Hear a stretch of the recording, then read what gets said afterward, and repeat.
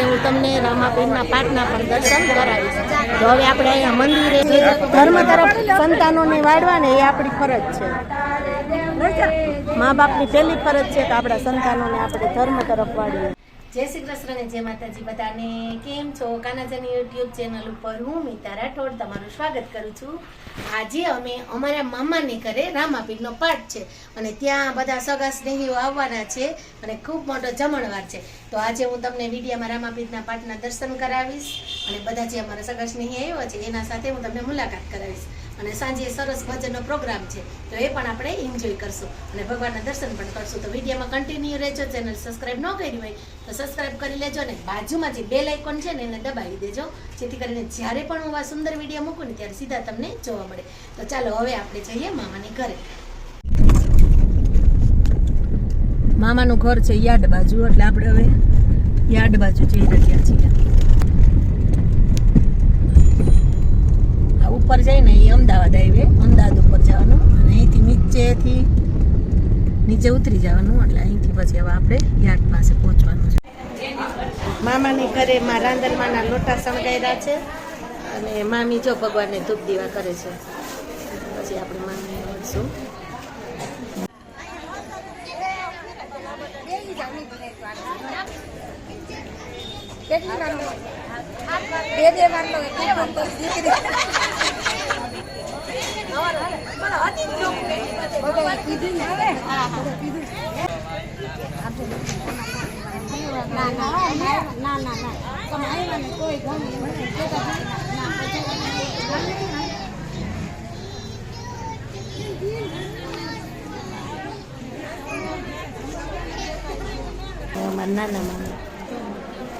મામી મજામાં ને?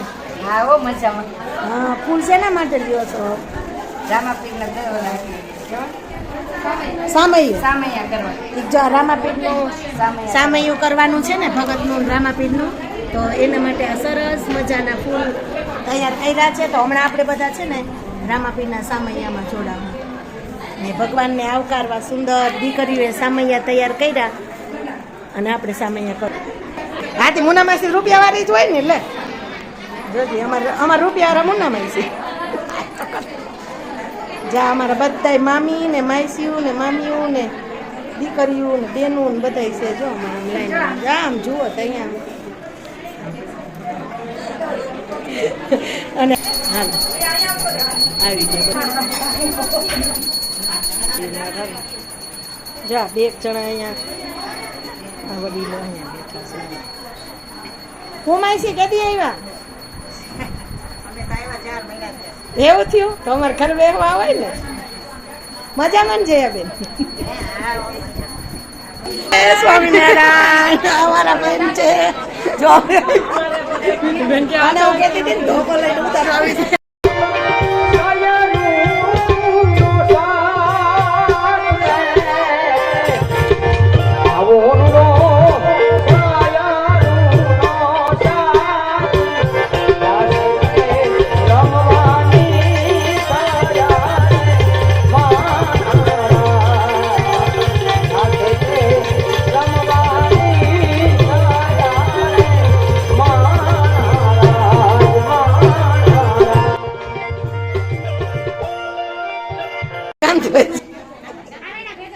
હું જુઓ છો?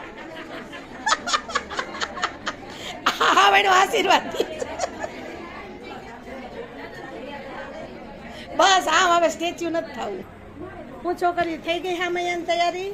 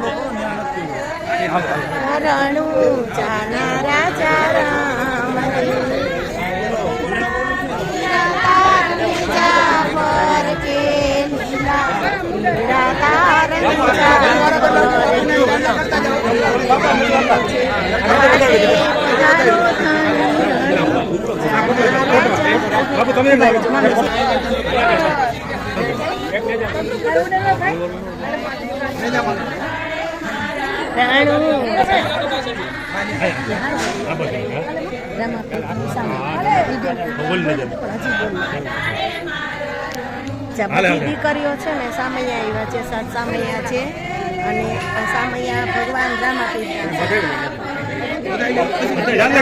પાઠ છે ને તો પેલા ભગવાન રામાપીરનું સામૈયું હોય એટલે આ બધા ભક્તો છે એનું સામૈયું થાય છે.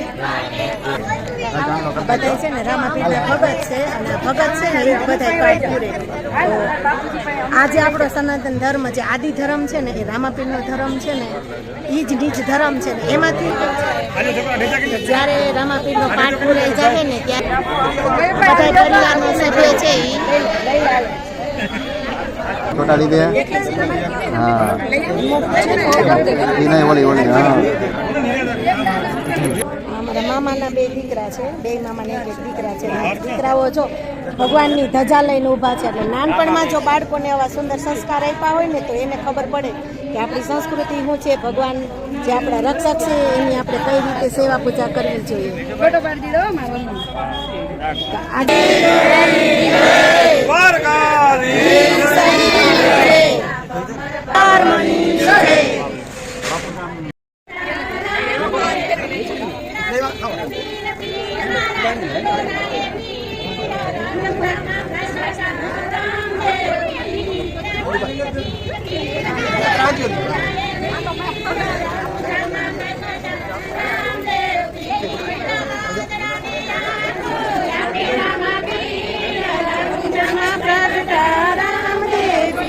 ભગવાન ભોળિયાનાથના મંદિરેથી ભગવાન રામાપીર અને ભક્તોના સામૈયા થાય છે અને આ જે નિજ ધર્મ છે એ રામાપીરનો જે ધર્મ છે એ ભગવાન ભોળાનાથે મા ભવાનીને સમજાવેલો એને આદિ ધર્મ કહેવામાં આવે છે.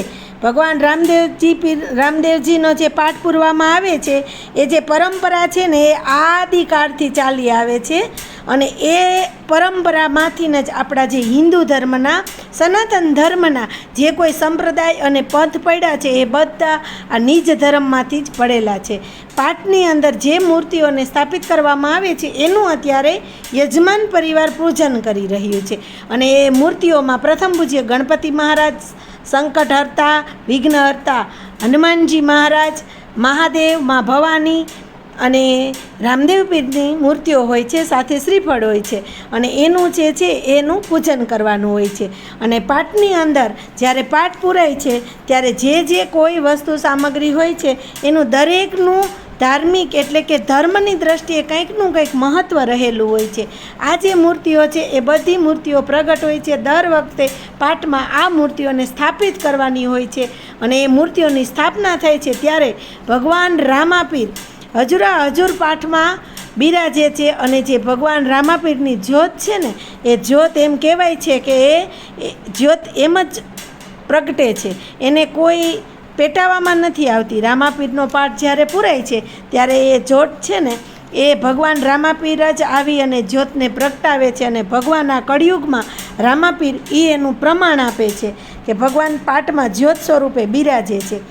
તો આ રીતે આપણે હવે સામૈયા કરવાના છે અને જે વસ્તુઓ આ જે પાઠમાં વપરાય છે એનું જે આગળ માહિતમ છે એ હું તમને આગળ કહીશ. તો ચાલો હવે આપણે ભગવાન રામાપીરના સામૈયા કરી અને ભગવાનને હવે ઘરે સ્થાપિત કરીએ.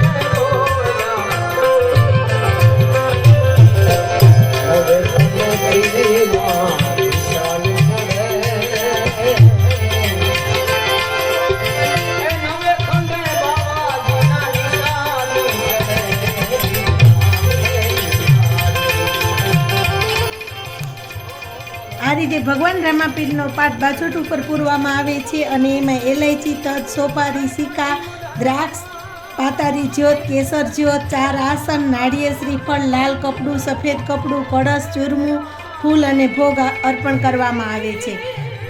પાઠની અંદર જે કંઈ વસ્તુ વપરાય છે એ બધાનું ધાર્મિક ખૂબ જ મહત્તમ હોય છે અને ભગવાન રામદેવ પીરજી મહારાજ આ જ્યોત રૂપે પ્રગટ થાય છે અને આવી રીતે જ્યોત એ સતની જ્યોત કહેવાય છે અને એ જ્યોત સતને આધારે જ પ્રગટે છે. એટલે ભગવાન રામદેવ પીરની જય બોલી અને આપણે જ્યોતના દર્શન કરીએ. હા, અમારે જો આ છે ને એ રિવાજ છે. અમાર મામી બધી ભાણેજુને જો મળે છે ને દુખણાઈ લે છે. હાલો આ તમારે ખાસ લેજો બેન પણ હા હા, લઈ લ્યો, હાલો ચપટ.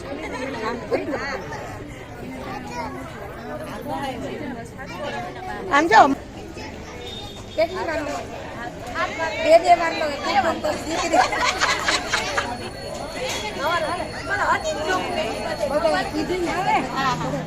રામદેવજી મહારાજના પાઠ વિશે મને જે કંઈ થોડી ઘણી જાણકારી હતી એ મેં તમને આપેલી છે. એમાં કંઈ ભૂલ હોય તો ક્ષમા કરશો. ચાલો ફરી મળશું એક ધર્મ સાથે જોડાયેલા નવલ બ્લોગમાં. જય શ્રી કૃષ્ણ, જય માતાજી, જય રામદેવ પીર.